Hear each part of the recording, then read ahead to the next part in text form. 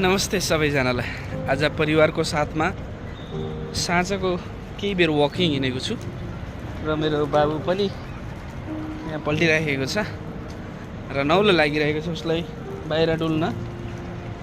र सम्भवतः हामी फेब्रुअरीको स्टार्टिङमा छौँ।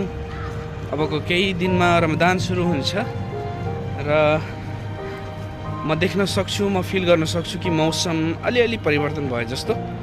अब केही बेरमै केही दिनमै चाहिँ गर्मी स्टार्ट हुने एउटा मौसम देखिरहेको छ र आशा गरौँ अबको समय राम्रो रहनेछ। र आज साँझको बेलामा यसो वकिङ गरेर परिवारलाई घुमाउन मतलब बजारसम्म लिएर जानको लागि म चाहिँ लखर निस्किएको छु र मेरो परिवार पछाडिपट्टि छैन है त।